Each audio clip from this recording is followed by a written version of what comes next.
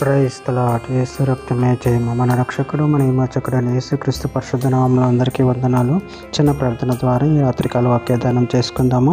పరిశుద్ధుడ మహాగణుడైన దేవ యేసయ్య సర్వాధికారి నాయన మీకే వేలాది వందములు కృతజ్ఞత స్తుతి స్తోత్రం చెల్లించుకుంటున్నాను దేవ ఈ రాత్రికాల సమయంలో ప్రభు వాక్య భాగం ధ్యానిస్తుండగా వాక్య భాగం అర్థమైనట్లు సహాయం చేసి మీ కృపలో బలపరిచి నీకు మాదిరిగా మమ్మల్ని నడిపించమని ఈ చిన్న ప్రార్థన యేసుక్రీస్తు పరిశుద్ధ నామములో అడిగి వేడుకుంటున్నాను తండ్రి. ఆమేన్ ఆమేన్. ప్రకటన గ్రంథం 3వ అధ్యాయం 3వ వచనము. నీవెలాగూ ఉపదేశం పొందితివో ఎలాగూ వింటివో జ్ఞాపకం చేసుకొని దానిని గైకొనుచు మారు మనసు పొందుము. నీవు జాగరూకుడివై ఉండని ఎడల నేను దొంగ వలె వచ్చేదను, ఏ గడియను నీ మీదకి వచ్చేదనో నీకు తెలియదు. ఆమె దేవుడి వాక్య భాగం దీవించును గాక. ప్రభునందు ప్రియులారా, మనము ఇక్కడ వాక్య భాగంలో గమనించి చూసినట్లయితే నువ్వెలాగో ఉపదేశం పొందితివో ఎలాగో వింటివో జ్ఞాపకం చేసుకొని దానిని గైకొనొచ్చు మారు మనసు పొందుము. నువ్వు జాగరూకుడివై ఉండని ఎడల నేను దొంగ వలె వచ్చేదను, ఏ గడియను నీ మీదకి వచ్చేదనో నీకు తెలియదు. అదేవిధంగా వాక్య భాగంలో గమనించినట్లయితే ప్రకటన గ్రంథం 2వ అధ్యాయం 5వ వచనంలో నువ్వు ఏ స్థితిలో నుండి పడితివో అది జ్ఞాపకం చేసుకొని మారు మనసు పొంది ఆ మొదటి క్రియలను చేయము. అట్లా చేసి నువ్వు మారు మనసు పొందితేనే సరే, లేని ఎడల నేను నీ యొద్దకు వచ్చి నీ దీపస్తంభమును దాని చోటు నుండి తీసివేత్తును. ప్రకటన గ్రంథం 3వ అధ్యాయం 11వ వచనంలో నేను త్వరగా వచ్చుచున్నాను, ఎవడును నీ కిరీటము అపహరింపకుండునట్లు నీకు కలిగిన దానిని గట్టిగా పట్టుకొనుము.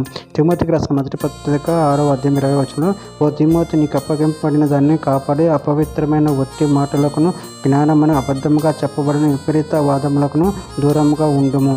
తిమోతికి రాసిన 2వ పత్రిక 1వ అధ్యాయం 13వ వచనం యేసునందు ఉంచవలసిన విశ్వాస ప్రేమలు గలవాడివే నీవు నా వలన వినిన హితవాక్య ప్రమాణమును గైకొనుము.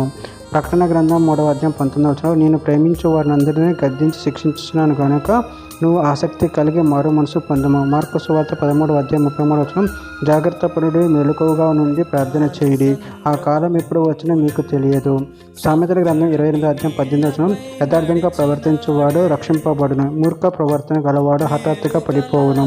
చివరిగా ఒక మాట, లూకా సువార్త 21వ అధ్యాయం 34వ వచనం మీ హృదయంలో ఒకవేళ తిండి వలన మత్తు వలన ఐహిక విచారం వలన మందంగా ఉన్నందున ఆ దినమున అకస్మాత్తుగా మీ మీదకి ఊరి వచ్చినట్టు రాకుండా మీ విషయమే మీరు జాగ్రత్తగా ఉండుడి. ఆమె దేవుడి వాక్య భాగం దీవించిన గాక. చిన్న ప్రార్థన చేసుకుందాము. పరిశుద్ధుడా ప్రేమగల దేవ యేసయ్య, మీరు ఇచ్చిన వాక్యదానాన్ని బట్టి ప్రభావ మీ కృతజ్ఞత చెల్లించుకుంటున్నాను తండ్రి. నాయన మీ మేలుకోగా ఉండి ప్రార్థన చేసి మీకు మహిమకరంగా జీవించే శక్తిని బలాన్ని మాకు అనుగ్రహించమని చిన్న ప్రార్థన ప్రభువు యేసుక్రీస్తు పరిశుద్ధ నామములో అడిగి వేడుకుంటున్నాను తండ్రి. ఆమేన్.